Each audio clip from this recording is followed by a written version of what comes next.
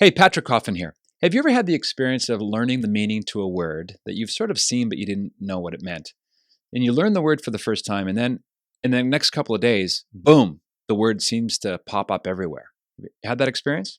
The same thing can happen with a word in the Bible. The first time it happened to me, I was reading the great book of apologetics called Frank Sheed, called Theology and Sanity. It's a classic book. You can get a copy at the link below. And I'm reading this book, and I remember the chapter. It was called Angels, Matter, and Men. I remember it distinctly. I was reading it on a subway in Toronto. And in that chapter, he describes the angels. And that description totally changed my attitude, and it kind of jump-started my devotion to the angels. But that would be a different story for a different commentary video. For now, I'm bringing this up because I went to Mass the following Sunday after reading the Sheed book, Theology and Sanity, and I listened carefully to the references of the angels during the canon of the Mass. And I was amazed at how often angels are mentioned as a matter of course in the Eucharistic canon and in the collect prayers surrounding the consecration. But today I want to focus on another word, and that word is fear. I did a keyword search, and I found that there are 501 mentions of the word fear in the written Word of God, in all 73 books. Most of the references to fear have to do with God telling us not to be afraid. I'm sure you remember the first words spoken by St. John Paul II when he walked out onto the loggia when he was elected the Pope in October 1978. Remember those words? Be not afraid. The question becomes, why all this emphasis from popes and the Bible on not being afraid? Why does God continually send the message that we're not to be governed or certainly not paralyzed in any way by fear? It's like God's playing whack-a-mole with our fears. They keep popping up. And be not afraid, be not afraid, be not afraid. Boom, reminding us over and over and over again because we're prone to being afraid. So here are 7 of those 501 examples, plus an extra bonus at no charge, just because I love you. You ready? Number 1, Psalm 23, verse 4. Even though I walk through the valley of the shadow of death, I fear no evil, for thou art with me. Thy rod and thy staff, they comfort me.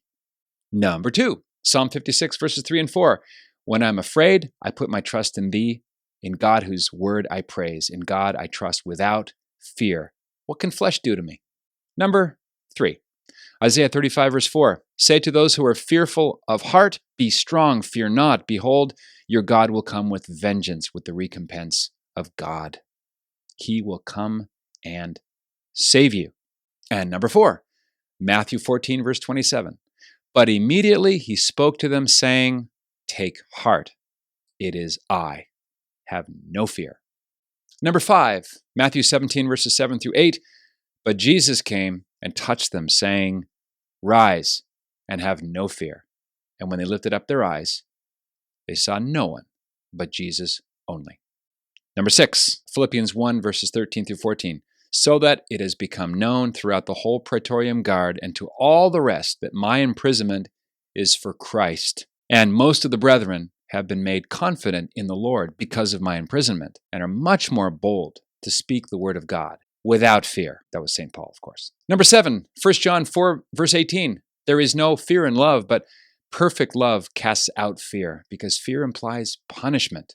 He that fears is not made perfect in love.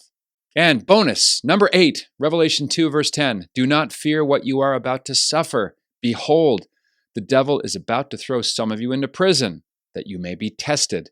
And for 10 days you will have tribulation. Be faithful unto death, and I will give you the crown of life.